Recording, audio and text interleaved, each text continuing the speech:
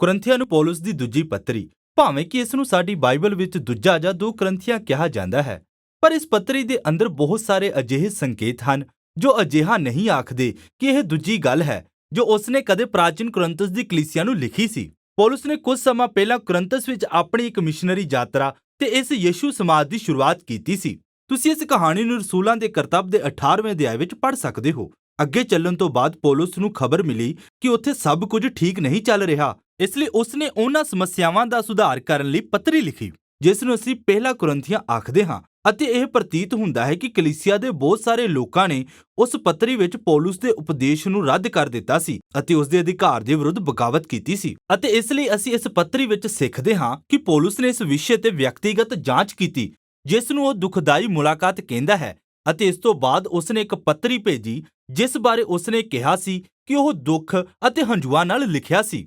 ਅਤੇ ਇਸ ਲਈ ਇਹਨਾਂ ਸਾਰੀਆਂ ਕੋਸ਼ਿਸ਼ਾਂ ਦੇ ਬਾਅਦ ਕੁਰਿੰਥਸ ਦੇ ਬਹੁਤਿਆਂ ਲੋਕਾਂ ਨੇ, ਪਰ ਸਾਰਿਆਂ ਨੇ ਨਹੀਂ, ਆਪਣੀ ਗਲਤੀ ਨੂੰ ਮੰਨਿਆ ਅਤੇ ਉਹਨਾਂ ਨੇ ਪੌਲਸ ਤੋਂ ਮਾਫੀ ਮੰਗੀ। ਉਹ ਮੇਲ ਮਿਲਾਪ ਕਰਨਾ ਚਾਹੁੰਦੇ ਸਨ ਅਤੇ ਇਸ ਲਈ ਪੌਲਸ ਨੇ ਉਹਨਾਂ ਨੂੰ ਆਪਣੇ ਪਿਆਰ ਅਤੇ ਸਮਰਪਣ ਦਾ ਭਰੋਸਾ ਦਿਵਾਉਣ ਲਈ ਇਹ ਪੱਤਰੀ ਲਿਖੀ। ਪੱਤਰੀ ਨੂੰ 3 ਮੁੱਖ ਭਾਗਾਂ ਨਾਲ ਤਿਆਰ ਕੀਤਾ ਗਿਆ ਹੈ। ਹਰੇਕ ਭਾਗ ਇੱਕ ਵੱਖਰੇ ਵਿਸ਼ੇ ਨੂੰ ਸੰਬੋਧਿਤ ਕਰਦਾ ਹੈ। ਸਭ ਤੋਂ ਪਹਿਲਾਂ ਪੌਲਸ ਨੇ ਕੁਰਿੰਥਸ ਦੇ ਲੋਕਾਂ ਨਾਲ ਆਪਣੇ ਮੇਲ ਮਿਲਾਪ ਨੂੰ ਅੰਤਿਮ ਰੂਪ ਦਿੱਤਾ। ਫਿਰ 8ਵੇਂ ਅਤੇ 9ਵੇਂ ਅਧਿਆਇ ਵਿੱਚ ਉਹ ਖੁੱਲ੍ਹਦਿਲੀ ਦੇ ਵਿਸਾਰੇ ਜਾਣ ਦੇ ਵਿਸ਼ੇ ਨੂੰ ਸੰਬੋਧਿਤ ਕਰਦਾ ਹੈ। ਆਖਰੀ ਅਧਿਆਵਾਂ ਵਿੱਚ ਪੌਲਸ ਕੁਰਿੰਥਸ ਦੇ ਬਾਕੀ ਲੋਕਾਂ ਨੂੰ ਚੁਣੌਤੀ ਦਿੰਦਾ ਹੈ ਜੋ ਅਜੇ ਵੀ ਉਸ ਨੂੰ ਰੱਦ ਕਰਦੇ ਹਨ। ਆਓ ਗਹਿਰਾਈ ਨਾਲ ਵੇਖੀਏ ਅਤੇ ਤੁਸੀਂ ਦੇਖੋਗੇ ਇਹ ਸਭ ਕਿਵੇਂ ਕੰਮ ਕਰਦਾ ਹੈ। ਪੌਲਸ ਸਾਰੀ ਦਿਆਲਗੀ ਅਤੇ ਦਿਲਾਸੇ ਦੇ ਪਰਮੇਸ਼ਵਰ ਦਾ ਧੰਨਵਾਦ ਕਰਦਿਆਂ ਹੋਇਆ ਆਰੰਭ ਕਰਦਾ ਹੈ ਜਿਸ ਨੇ ਫੁੱਟ ਅਤੇ ਵਿਵਾਦ ਦੇ ਇਸ ਸਮੇਂ ਦੌਰਾਨ ਉਸ ਨੂੰ ਅਤੇ ਕੁਰਿੰਥਸ ਦੇ ਲੋਕਾਂ ਨੂੰ ਸ਼ਾਂਤੀ ਅਤੇ ਉਤਸ਼ਾਹ ਦਿੱਤਾ। ਉਹ ਮੰਨਦਾ ਹੈ ਕਿ ਉਸ ਦੀ ਦਰਦਨਾਕ ਮੁਲਾਕਾਤ ਤੋਂ ਬਾਅਦ ਚੀਜ਼ਾਂ ਤਣਾਅਪੂਰਨ ਰਹੀਆਂ ਹਨ ਅਤੇ ਉਸ ਨੇ ਸਪਸ਼ਟ ਕੀਤਾ ਕਿ ਉਸ ਨੇ ਉਹਨਾਂ ਨੂੰ ਮਾਫ ਕਰ ਦਿੱਤਾ ਹੈ। ਉਹ ਸਾਫ਼ ਅਤੇ ਇਮਾਨਦਾਰ ਰਿਸ਼ਤਾ ਚਾਹੁੰਦਾ ਹੈ, ਪਰ ਉਹਨਾਂ ਨੇ ਪਹਿਲੀ ਵਾਰ ਪੌਲਸ ਨੂੰ ਕਿਉਂ ਨਕਾਰਿਆ ਸੀ? ਖੈਰ, ਅਸੀਂ ਬਾਅਦ ਵਿੱਚ ਇਸ ਪੱਤਰੀ ਵਿੱਚ ਵੇਖਦੇ ਹਾਂ ਕਿ ਕੁਰਿੰਥਸ ਦੇ ਲੋਕਾਂ ਨੇ ਪੌਲਸ ਨੂੰ ਆਗੂ ਵਜੋਂ ਨਜ਼ਰਅੰਦਾਜ਼ ਕੀਤਾ ਸੀ। ਉਹ ਗਰੀਬ ਸੀ, ਉਹ ਹੱਥੀਂ ਕਿਰਤ ਕਰਕੇ ਥੋੜੀ ਜਿਹੀ ਕਮਾਈ ਕਰਦਾ ਸੀ, ਉਹ ਲਗਾਤਾਰ ਸਤਾਅ ਅਤੇ ਦੁੱਖ ਝੱਲ ਰਿਹਾ ਸੀ, ਉਹ ਅਕਸਰ ਬੇਕਾਰ ਹੁੰਦਾ ਸੀ ਅਤੇ ਇਹਨਾਂ ਗੱਲਾਂ ਨਾਲੋਂ ਹੋਰ ਵੀ ਇਹ ਕਿ ਉਹ ਬਹੁਤ ਪ੍ਰਭਾਵਸ਼ਾਲੀ ਬੁਲਾਰਾ ਨਹੀਂ ਸੀ। ਅਤੇ ਇਸ ਲਈ ਜਦ ਉਹਨਾਂ ਦੀ ਮੁਲਾਕਾਤ ਕੁਰਿੰਥਸ ਦੇ ਹੋਰ ਅਮੀਰ ਪ੍ਰਭਾਵਸ਼ਾਲੀ ਮਸੀਹੀ ਆਗੂਆਂ ਨਾਲ ਹੋਈ, ਇਸ ਤੋਂ ਬਾਅਦ ਉਹਨਾਂ ਪੌਲਸ ਨੂੰ ਮਹੱਤਵ ਦੇਣਾ ਘੱਟ ਕਰ ਦਿੱਤਾ। ਉਹ ਅਸਲ ਵਿੱਚ ਉਸ ਤੋਂ ਸ਼ਰਮਿੰਦੇ ਸਨ। ਇਸ ਲਈ ਪੌਲਸ ਪਹਿਲਾਂ ਇਹ ਵਿਖਾਉਂਦੇ ਹੋਏ ਉੱਤਰ ਦਿੰਦਾ ਹੈ, ਉਹਨਾਂ ਦੁਆਰਾ ਇਹਨਾਂ ਆਗੂਆਂ ਨੂੰ ਸਿਰਫ ਇਹਨਾਂ ਦੀ ਦੌਲਤ ਅਤੇ ਬੋਲਣ ਦੀ ਕਲਾ ਦੇ ਕਾਰਨ ਉੱਚਾ ਚੁੱਕਣਾ ਯਿਸੂ ਨਾਲ ਵਿਸ਼ਵਾਸਘਾਤ ਕਰਨ ਦੇ ਬਰਾਬਰ ਹੈ। ਇਹ ਸਭ ਇੱਕ ਪੂਰੀ ਤਰ੍ਹਾਂ ਵਿਗੜੀ ਮੁਲਾਂਕਣ ਪ੍ਰਣਾਲੀ ਨੂੰ ਦਰਸਾਉਂਦਾ ਹੈ। ਪੌਲਸ ਆਖਦਾ ਹੈ ਕਿ ਸੱਚਾ ਮਸੀਹ ਆਗੂਪਣ ਰੁਤਬੇ ਜਾਂ ਖੁਦ ਨੂੰ ਉੱਚਾ ਚੁੱਕਣ ਬਾਰੇ ਨਹੀਂ ਹੈ। ਪੌਲਸ ਆਪਣੇ ਆਪ ਨੂੰ ਅਤੇ ਦੂਜੇ ਰਸੂਲਾਂ ਨੂੰ ਰਾਜਾ ਯਿਸੂ ਦੇ ਬੰਧੂਆ ਦਾਸ ਵਜੋਂ ਦਰਸਾਉਂਦਾ ਹੈ ਜੋ ਉਹਨਾਂ ਦੀ ਜਿੱਤ ਦੇ ਉਤਸਵ ਵਿੱਚ ਅਗਵਾਈ ਕਰ ਰਿਹਾ ਹੈ। ਪੌਲਸ ਦਾ ਕੰਮ ਪ੍ਰਭਾਵਸ਼ਾਲੀ ਬਣਨਾ ਨਹੀਂ ਹੈ, ਬਲਕਿ ਲੋਕਾਂ ਨੂੰ ਯਿਸੂ ਵੱਲ ਲਿਆਉਣਾ ਹੈ। ਫਿਰ ਉਹ ਕੁਰਿੰਥੀਆਂ ਦੀ ਇੱਕ ਤਾਜ਼ਾ ਮੰਗ ਵੱਲ ਇਸ਼ਾਰਾ ਕਰਦਾ ਹੈ ਕਿ ਉਹ ਆਪਣੇ ਅਧਿਕਾਰ ਤੇ ਪ੍ਰਮਾਣ ਪੱਤਰਾਂ ਨੂੰ ਸਾਬਤ ਕਰਨ ਲਈ ਸਿਫਾਰਿਸ਼ ਪੱਤਰੀ ਪ੍ਰਦਾਨ ਕਰੇ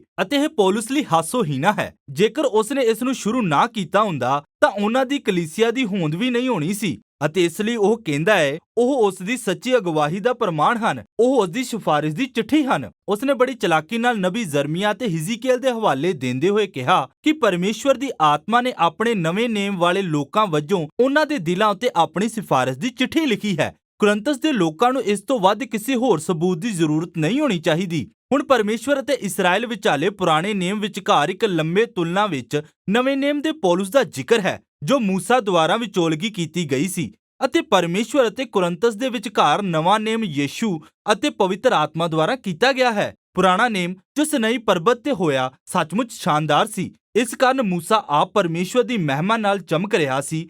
ਇਹ ਮਹਿਮਾ ਘਟਦੀ ਗਈ। ਇਸ ਤੱਥ ਦਾ ਜ਼ਿਕਰ ਨਾ ਕਰਨਾ ਕਿ ਉਸ ਨੇਮ ਦੇ ਨਿਯਮ ਇਸਰਾਏਲ ਨੂੰ ਸੱਚਮੁੱਚ ਬਦਲਣ ਵਿੱਚ ਬੇਅਸਰ ਸਨ, ਪਰ ਤੁਲਨਾ ਵਿੱਚ ਨਵਾਂ ਨੇਮ ਹੋਰ ਵੀ ਸ਼ਾਨਦਾਰ ਹੈ ਕਿਉਂਕਿ ਜੀ ਉਠਾਇਆ ਗਿਆ ਯਿਸੂ ਆਪ ਪਰਮੇਸ਼ਵਰ ਦੀ ਮਹਿਮਾ ਹੈ ਅਤੇ ਉਹ ਸਦਾ ਜਿਉਂਦਾ ਹੈ। ਇਹ ਉਸ ਦਾ ਆਤਮਾ ਹੈ ਜੋ ਹੁਣ ਲੋਕਾਂ ਨੂੰ ਹੋਰ ਵਫਾਦਾਰ ਬਣਨ ਵਿੱਚ ਬਦਲ ਰਿਹਾ ਹੈ ਜਿਵੇਂ ਯਿਸੂ ਆਪ ਸੀ। ਹੁਣ ਇਹ ਸਭ ਹੈਰਾਨੀਜਨਕ ਲੱਗ ਰਿਹਾ ਹੈ। ਮੇਰਾ ਭਾਵ ਕੌਣ ਨਹੀਂ ਚਾਹੁੰਦਾ ਕਿ ਪਰਮੇਸ਼ਵਰ ਦੀ ਆਪਣੀ ਮਹਿਮਾ ਵਿੱਚ ਹਿੱਸਾ ਲਿਆ ਜਾਵੇ? ਪਰ ਪੌਲਸ ਇਹ ਦਰਸਾਉਂਦਾ ਹੈ ਕਿ ਕਿਵੇਂ ਸਲੀਬ ਦਾ ਵਿਰੋਧਾਭਾਸ ਕੁਰਿੰਥਸ ਦੇ ਗੌਰਵ ਵਿਚਾਰਾਂ ਅਤੇ ਉਤਰਾਅ ਚੜ੍ਹਾਅ ਨੂੰ ਬਦਲਦਾ ਹੈ। ਆਖਿਰਕਾਰ ਰਾਜਾ ਵਜੋਂ ਯਿਸੂ ਦੀ ਸ਼ਾਨਦਾਰ ਮਹਿਮਾ ਉਸ ਦੇ ਦੁੱਖਾਂ, ਸਜ਼ਾ ਅਤੇ ਮੌਤ ਦੁਆਰਾ ਹੋਈ। ਸਲੀਬ ਤੇ ਯਿਸੂ ਨੇ ਪਰਮੇਸ਼ਵਰ ਦੀ ਮੁਕਤੀ ਨੂੰ ਪ੍ਰਗਟ ਕੀਤਾ। ਉਹ ਲੋਕਾਂ ਨਾਲ ਪਰਮੇਸ਼ਵਰ ਦਾ ਮੇਲ ਮਿਲਾਪ ਕਰਾਉਣ ਲਈ ਸੰਸਾਰ ਦੇ ਪਾਪਾਂ ਲਈ ਮਰਿਆ ਪਰ ਸਲੀਬ ਹੋਰ ਵੀ ਬਹੁਤ ਕੁਝ ਕਰਦੀ ਹੈ। ਇਹ ਪਰਮੇਸ਼ਵਰ ਦੇ ਚਰਿੱਤਰ ਨੂੰ ਦਰਸਾਉਂਦੀ ਹੈ। ਉਹ ਨਿਸਵਾਰਥ ਕੁਰਬਾਨੀ ਕਰਨ ਵਾਲਾ ਪਿਆਰ ਹੈ ਜੋ ਦੂਸਰਿਆਂ ਦੀ ਭਲਾਈ ਚਾਹੁੰਦਾ ਹੈ। ਸਲੀਬ ਨਵੀਂ ਜੀਵਨ ਸ਼ੈਲੀ ਨੂੰ ਪ੍ਰਗਟ ਕਰਦੀ ਹੈ ਅਤੇ ਪੌਲੁਸ ਦਾ ਟੀਚਾ ਹੈ ਕਿ ਉਸ ਦਾ ਜੀਵਨ ਅਤੇ ਸੇਵਕਾਈ ਸਲੀਬ ਦੀ ਰੀਸ ਕਰੇ। ਇਸ ਲਈ ਹਾਲਾਂਕਿ ਉਸ ਦਾ ਰਸੂਲੀ ਜੀਵਨ ਨਿਮਰਤਾ, ਦੁੱਖ ਅਤੇ ਗਰੀਬੀ ਦੁਆਰਾ ਦਰਸਾਇਆ ਗਿਆ ਹੈ, ਇਹ ਸਭ ਕੁਝ ਕੁਰਿੰਥੀਆਂ ਦੀ ਸੇਵਾ ਲਈ ਹੀ ਸੀ ਅਤੇ ਇਸ ਲਈ ਜਦੋਂ ਉਹਨਾਂ ਨੇ ਪੌਲੁਸ ਦੀ ਗਰੀਬੀ ਅਤੇ ਦੁੱਖ ਨੂੰ ਰੱਦ ਕੀਤਾ ਤਾਂ ਉਹ ਯਿਸੂ ਨੂੰ ਵੀ ਰੱਦ ਕਰਦੇ ਹਨ। ਪੌਲੁਸ ਦੀ ਜੀਵਨ ਸ਼ੈਲੀ ਅਤੇ ਅਗਵਾਈ ਦਾ ਢਾਂਚਾ ਅਸਲ ਵਿੱਚ ਇਸ ਗੱਲ ਦਾ ਸਬੂਤ ਹੈ ਕਿ ਉਹ ਪ੍ਰਮਾਣਿਕ ਤੌਰ ਤੇ ਸਲੀਬ ਦਿੱਤੇ ਅਤੇ ਜੀ ਉੱਠੇ ਯਿਸੂ ਨੂੰ ਦਰਸਾਉਂਦਾ ਹੈ। ਪੌਲੁਸ ਅਸਲ ਵਿੱਚ ਕੁਰਿੰਥਸ ਦੇ ਲੋਕਾਂ ਨਾਲ ਮੇਲ ਮਿਲਾਪ ਕਰਨਾ ਚਾਹੁੰਦਾ ਸੀ, ਪਰ ਉਹ ਉਹਨਾਂ ਗੱਲਾਂ ਨੂੰ ਨਹੀਂ ਛੱਡੇਗਾ ਜਦੋਂ ਤੱਕ ਉਹ ਪੂਰੀ ਤਰ੍ਹਾਂ ਬਦਲ ਨਹੀਂ ਜਾਂਦੇ ਅਤੇ ਸਲੀਬ ਦੇ ਇਸ ਉਥਲ-ਪੁਥਲ ਵਿਰੋਧਾਭਾਸ ਨੂੰ ਸਵੀਕਾਰ ਨਹੀਂ ਕਰ ਲੈਂਦੇ। ਇਸ ਭਾਵੁਕ ਅਪੀਲ ਤੋਂ ਬਾਅਦ ਪੌਲੁਸ ਖੁੱਲ੍ਹਦਿਲੀ ਦੇ ਵਿਸ਼ੇ ਨੂੰ ਸੰਬੋਧਿਤ ਕਰਨ ਲਈ ਅੱਗੇ ਵਧਿਆ ਜਿਸ ਨੂੰ ਲੋਕ ਭੁੱਲ ਚੁੱਕੇ ਸਨ। ਯਰੂਸ਼ਲਮ ਵਿੱਚ ਵਾਪਸ ਆਏ ਯਹੂਦੀ ਮਸੀਹ ਇੱਕ ਅਕਾਲ ਪੈਣ ਕਾਰਨ ਕੰਗਾਲੀ ਵਿੱਚ ਸਨ। ਪੌਲੁਸ ਨਵੀਆਂ ਕਲੀਸਿਆਵਾਂ ਵਿੱਚ ਚੰਦਾ ਇਕੱਠਾ ਕਰ ਰਿਹਾ ਸੀ ਜਿਸ ਦੀ ਉਸਨੇ ਸ਼ੁਰੂਆਤ ਕੀਤੀ ਸੀ। ਇਹ ਜ਼ਿਆਦਾਤਰ ਗੈਰ ਯਹੂਦੀ ਲੋਕ ਸਨ। ਉਹ ਸਾਰੇ ਮਸੀਹਾਂ ਯਿਸੂ ਵਿੱਚ ਏਕਤਾ ਦੇ ਪ੍ਰਤੀਕ ਵਜੋਂ ਇੱਕ ਰਾਹਤ ਦਾਨ ਭੇਜਦੇ ਸਨ। ਉਸ ਦੀ ਬਹੁਤ ਸਾਰੀਆਂ ਕਲੀਸਿਆਵਾਂ ਦੇਣ ਲਈ ਬਹੁਤ ਖੁਸ਼ ਸਨ, ਪਰ ਪੌਲੁਸ ਨਾਲ ਇਸ ਸਾਰੇ ਵਿਵਾਦ ਦੇ ਵਿਚਕਾਰ ਕੁਰਿੰਥੀਆਂ ਨੇ ਇਸ ਲਈ ਚੰਦਾ ਇਕੱਠਾ ਨਹੀਂ ਕੀਤਾ। ਪੌਲੁਸ ਲਈ ਇਹ ਸਿਰਫ ਪੈਸੇ ਦੀ ਗੱਲ ਨਹੀਂ ਹੈ, ਇਹ ਇੱਕ ਹੋਰ ਸੰਕੇਤ ਹੈ ਕਿ ਕੁਰਿੰਥਸ ਦੇ ਲੋਕ ਯਿਸੂ ਦੀ ਖੁਸ਼ਖਬਰੀ ਦੁਆਰਾ ਨਹੀਂ ਬਦਲੇ ਕਿਉਂ ਜੋ ਇਸ ਦਾ ਮੁੱਖ ਵਿਸ਼ਾ ਖੁੱਲ੍ਹਦਿਲੀ ਦੀ ਕਹਾਣੀ ਹੈ। ਪੌਲੁਸ ਕਹਿੰਦਾ ਹੈ, ਤੁਸੀਂ ਜਾਣਦੇ ਹੋ ਕਿ ਸਾਡੇ ਪ੍ਰਭੂ ਯਿਸੂ ਮਸੀਹ ਦੀ ਅਪਾਰ ਕਿਰਪਾ ਹੈ ਕਿ ਉਹ ਅਮੀਰ ਹੋਣ ਦੇ ਬਾਵਜੂਦ ਵੀ ਤੁਹਾਡੇ ਲਈ ਗਰੀਬ ਹੋ ਗਿਆ ਤਾਂ ਜੋ ਉਸ ਦੀ ਗਰੀਬੀ ਦੁਆਰਾ ਤੁਸੀਂ ਅਮੀਰ ਹੋ ਜਾਓ। ਉਹ ਵਿੱਤੀ ਅਲੰਕਾਰਾਂ ਦੁਆਰਾ ਖੁਸ਼ਖਬਰੀ ਦੀ ਕਹਾਣੀ ਸੁਣਾ ਰਿਹਾ ਹੈ। ਯਿਸੂ ਨੇ ਆਪਣਾ ਸ਼ਾਨਦਾਰ ਸਨਮਾਨ ਜਾਂ ਦੌਲਤ ਛੱਡ ਦਿੱਤੀ ਅਤੇ ਉਸ ਨੇ ਆਪਣੇ ਆਪ ਨੂੰ ਇੱਕ ਗਰੀਬ ਦਾਸ ਦੀ ਤਰ੍ਹਾਂ ਮਰਨ ਲਈ ਨੀਵਾਂ ਕੀਤਾ ਤਾਂ ਜੋ ਦੂਸਰੇ ਲੋਕ ਜੋ ਪਾਪ ਅਤੇ ਮੌਤ ਦੁਆਰਾ ਗਰੀਬ ਹਨ ਉੱਚੇ ਹੋ ਸਕਣ ਅਤੇ ਪਰਮੇਸ਼ਵਰ ਦੀ ਕਿਰਪਾ ਦੀ ਭਰਪੂਰੀ ਦੁਆਰਾ ਅਮੀਰ ਬਣ ਸਕਣ। ਇੱਕ ਮਸੀਹੀ ਬਣਨ ਲਈ ਇਹ ਕਹਾਣੀ ਤੁਹਾਡੇ ਦਿਮਾਗ ਅਤੇ ਦਿਲ ਵਿੱਚ ਪੂਰੀ ਤਰ੍ਹਾਂ ਘਰ ਕਰਨੀ ਚਾਹੀਦੀ ਹੈ ਤਾਂ ਜੋ ਇਹ ਤੁਹਾਨੂੰ ਅਜਿਹਾ ਬਣਾ ਦੇਵੇ ਕਿ ਜੋ ਵਧੇਰੇ ਉਦਾਰਵਾਦੀ ਬਣੋ ਅਤੇ ਦੂਸਰਿਆਂ ਦੀ ਮਦਦ ਕਰਨ ਲਈ ਆਪਣੀ ਜ਼ਿੰਦਗੀ ਅਤੇ ਸੰਸਾਧਨ ਵੰਡਣ ਲਈ ਹਮੇਸ਼ਾ ਤਿਆਰ ਰਹੋ। ਪੱਤਰੀ ਦੇ ਅੰਤਿਮ ਭਾਗ ਵਿੱਚ ਪੌਲੁਸ ਕੁਰਿੰਥਸ ਦੇ ਨਾਲ ਆਪਣੇ ਵਿਵਾਦ ਦੇ ਮੁੱਖ ਕਾਰਨ ਤੇ ਧਿਆਨ ਕੇਂਦਰਿਤ ਕਰਦਾ ਹੈ। ਪ੍ਰਭਾਵਸ਼ਾਲੀ ਆਗੂਆਂ ਦਾ ਇਹ ਸਮੂਹ ਜਿਸ ਨੂੰ ਉਹ ਵਿਅੰਗਾਤਮਕ ਤੌਰ ਤੇ ਵੱਡੇ ਰਸੂਲ ਆਖਦਾ ਹੈ, ਉਹ ਕੁਰਿੰਥਸ ਨੂੰ ਆਏ। ਇਹ ਲੋਕ ਆਪਣੇ ਆਪ ਨੂੰ ਉੱਚਾ ਕਰ ਰਹੇ ਸਨ ਅਤੇ ਪੌਲੁਸ ਨੂੰ ਇੱਕ ਗਰੀਬ ਅਸਫਲ ਆਗੂ ਵਜੋਂ ਬਦਨਾਮ ਕਰ ਰਹੇ ਸਨ। ਆਪਣੇ ਆਪ ਨੂੰ ਉੱਚਾ ਕਰਨ ਵਾਲਿਆਂ ਲਈ ਜੋਖਮ। ਪੌਲੁਸ ਆਖਦਾ ਹੈ ਕਿ ਇਹ ਲੋਕ ਸੱਚਮੁੱਚ ਕਾਬਲੀਅਤ ਦੀ ਤੁਲਨਾ ਕਰਨਾ ਚਾਹੁੰਦੇ ਹਨ। ਉਹ ਉਹਨਾਂ ਨੂੰ ਪੂਰੀ ਤਰ੍ਹਾਂ ਚੁੱਪ ਕਰਾ ਸਕਦਾ ਸੀ ਕਿ ਉਹ ਯਹੂਦੀ ਬਾਈਬਲ ਦੇ ਮਾਹਰ ਹਨ। ਠੀਕ ਹੈ, ਪੌਲੁਸ ਵੀ ਹੈ। ਉਹ ਇੱਕ ਫਰੀਸੀ ਸੀ। ਉਸਨੇ ਪੂਰੀ ਬਾਈਬਲ ਯਾਦ ਕਰ ਲਈ ਹੈ ਕਿ ਉਹ ਯਿਸੂ ਬਾਰੇ ਆਪਣੇ ਉੱਤਮ ਗਿਆਨ ਬਾਰੇ ਸ਼ੇਕੀ ਮਾਰਨਾ ਚਾਹੁੰਦੇ ਹਨ। ਪੌਲੁਸ ਨੇ ਅਸਲ ਵਿੱਚ ਜੀ ਉੱਠੇ ਯਿਸੂ ਨੂੰ ਵੇਖਿਆ ਸੀ ਅਤੇ ਉਸ ਨਾਲ ਸਮਾਂ ਬਤੀਤ ਕੀਤਾ ਸੀ। ਉਸਨੇ ਅਸਲ ਵਿੱਚ ਯਿਸੂ ਦੇ ਸਵਰਗੀ ਸਿੰਘਾਸਨ ਦਾ ਦਰਸ਼ਨ ਵੇਖਿਆ ਸੀ। ਪਰ ਇਸ ਤੋਂ ਬਾਅਦ ਵੀ ਮਹੱਤਵਪੂਰਨ ਗੱਲ ਇਹ ਹੈ ਕਿ ਪੌਲੁਸ ਨੇ ਆਪਣੀ ਪੂਰੀ ਜ਼ਿੰਦਗੀ ਯਿਸੂ ਦੇ ਮਿਸ਼ਨ ਨੂੰ ਦੇ ਦਿੱਤੀ। ਉਸਨੇ ਆਰਾਮ ਅਤੇ ਸੁੱਖ ਨੂੰ ਤਿਆਗ ਦਿੱਤਾ ਅਤੇ ਉਸਨੇ ਕਦੇ ਕੁਰਿੰਥਸ ਦੇ ਲੋਕਾਂ ਤੋਂ ਪੈਸੇ ਦੀ ਮੰਗ ਨਹੀਂ ਕੀਤੀ। ਬਹੁਤ ਸਾਰੇ ਪੈਸੇ ਮੰਗਣ ਵਾਲੇ ਵੱਡੇ ਰਸੂਲਾਂ ਦੇ ਉਲਟ ਪੌਲੁਸ ਨੇ ਆਪਣੀ ਜ਼ਿੰਦਗੀ ਲਈ ਆਪ ਕਮਾਈ ਕੀਤੀ।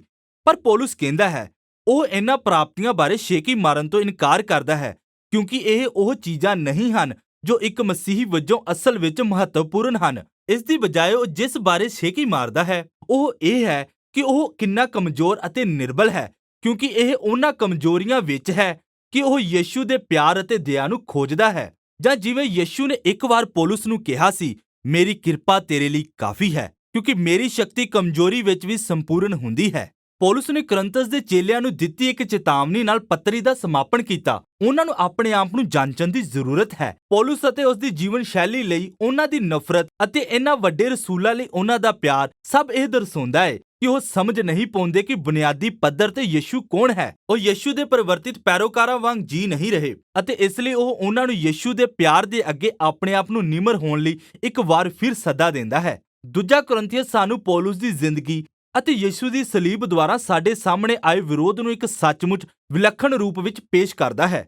ਸਲੀਬ ਸਾਡੀਆਂ ਕਦਰਾਂ ਕੀਮਤਾਂ, ਸਾਡੇ ਸੰਸਾਰ ਨੂੰ ਵੇਖਣ ਦੇ ਢੰਗ ਨੂੰ ਚੁਣੌਤੀ ਦਿੰਦੀ ਹੈ। ਅਸੀਂ ਸਫਲਤਾ, ਸਿੱਖਿਆ ਅਤੇ ਦੌਲਤ ਦੀ ਕਦਰ ਕਰਦੇ ਹਾਂ, ਪਰ ਪਰਮੇਸ਼ਵਰ ਨਿਮਰਤਾ ਅਤੇ ਕਮਜ਼ੋਰੀ ਦੀ ਕਦਰ ਕਰਦਾ ਹੈ ਕਿਉਂਕਿ ਉਸ ਦਾ ਪਿਆਰ ਅਤੇ ਸ਼ਕਤੀ ਯਿਸੂ ਦੇ ਦੁੱਖ, ਮੌਤ ਅਤੇ ਜੀ ਉਠਾਏ ਜਾਣ ਦੁਆਰਾ ਵਿਖਾਈ ਗਈ। ਸਲੀਬ ਵੀ ਯਿਸੂ ਦੇ ਚੇਲਿਆਂ ਨੂੰ ਉਸ ਦੇ ਸਲੀਬ ਦੀ ਜ਼ਿੰਦਗੀ ਜਿਉਣ ਦੇ ਤਰੀਕੇ ਨੂੰ ਅਪਣਾਉਣ ਅਤੇ ਇਸ ਨੂੰ ਆਪਣਾ ਬਣਾਉਣ ਲਈ ਤਾਕਤ ਦੇਣ ਲਈ ਆਤਮਾ ਦੀ ਤਬਦੀਲੀ ਕਰਨ ਵਾਲੀ ਸ਼ਕਤੀ ਅਤੇ ਮੌਜੂਦਗੀ ਨੂੰ ਜਾਰੀ ਕਰਦੀ ਹੈ ਅਤੇ ਇਹ ਹੀ ਸਭ ਕੁਰਿੰਥੀਆਂ ਦੇ ਬਾਰੇ ਹੈ।